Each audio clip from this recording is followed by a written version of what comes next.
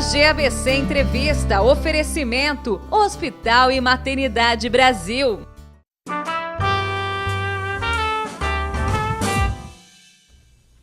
Olá, como vai? O programa DG ABC Entrevista está no ar e hoje nós vamos falar de saúde. Portanto, preste atenção. Olha como eu vou começar. Fiquei sabendo que o nosso corpo desenvolve até os 30 anos. Depois, a gente vai envelhecer.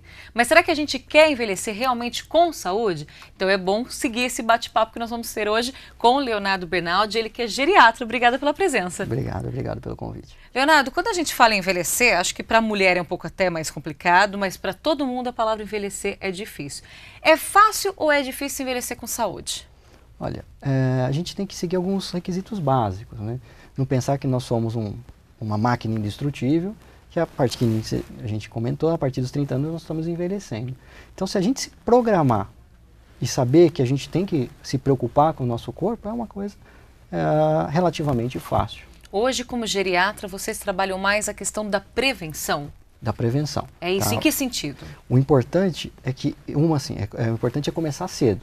Não pensar em prevenir ou pensar em procurar um médico, pensar em se cuidar, quando você já tiver algum problema. Olha, já estou com uma artrose importante, eu já estou tendo dor no peito, vou procurar um médico. Ou seja, muitas vezes a gente vai correr atrás de uma doença que já está no estágio avançado, tá certo? Então, quanto mais cedo a gente começar a pensar em prevenção, a gente pensar no nosso envelhecimento, pensar em ter um corpo saudável, mais é melhor, mais fácil a gente vai envelhecer, ou seja, a gente não vai sentir isso e a gente vai colher os frutos lá na frente. E quando você fala mais cedo, seria o quê? Em que idade nós devemos parar e falar, peraí, eu sei que eu trabalho, eu sei que eu tenho filho, eu sei que eu tenho isso, mas eu preciso pensar em mim. Acho que assim, uma consulta anual a partir dos 30 anos é uma coisa bem plausível, você não causa grande estresse a ninguém. Você pensar no ano, você tem que se preocupar uma vez em ir ao médico. As pessoas não vão uma vez ao médico, essa é a verdade. O grande problema é que a maioria vai procurar o médico quando tem problema. Entendi. É raro as pessoas hoje, apesar que isso está mudando um pouco, procurar o médico e falar, não tenho nada, eu quero saber, está tudo bem? Entendi.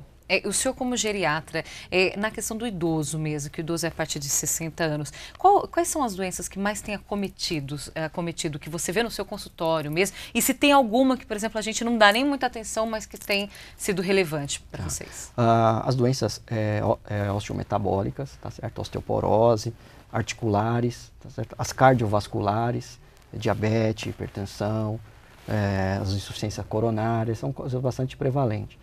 E memória, né? Memória está hoje aparecendo cada vez mais hoje em dia. Na questão de memória, há alguma coisa comportamental que nós estamos fazendo errado? O senhor acredita nisso? Não. Eu acredito que o que acontece, a população está vivendo cada vez mais, tá? E vivendo cada vez mais está aparecendo a doença.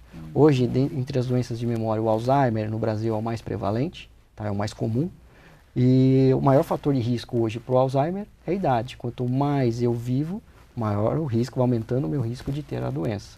Só para a gente posicionar em números, para ter uma ideia, hoje, por volta dos 60 anos, a incidência do Alzheimer é menos de 1%, e por volta de 85 anos é mais de 50%. Nossa, é muito Entendeu? grande. Então, quanto mais eu vivo, maior o risco. E uma mensagem, uma alerta que eu podia deixar para o pessoal a respeito de memória, da doença de Alzheimer, é nunca